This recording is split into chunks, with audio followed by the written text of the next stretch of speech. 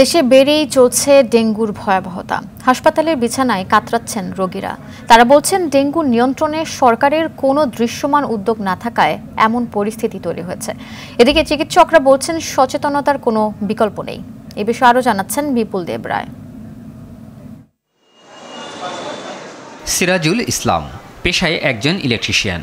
গেল 11 দিন ধরে ডেঙ্গু রোগে আক্রান্ত হয়ে শহীদ সোহরাওয়ার্দী মেডিকেল কলেজ হাসপাতালের বেডে কাতরাচ্ছেন। ডেঙ্গুর কারণে সারা শরীর ফুলা ও নানা জটিলতায় ভুগছেন তিনি।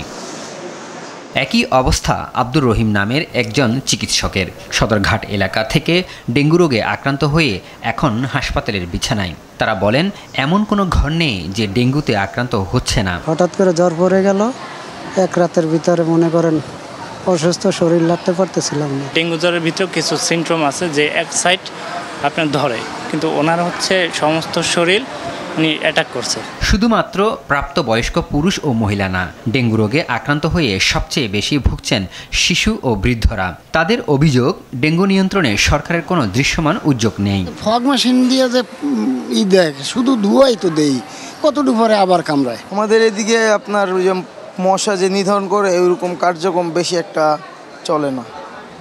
আর ওইখানে অনেক নালা ময়লা ভরা, পানি ভরা, ঝিল ভরা।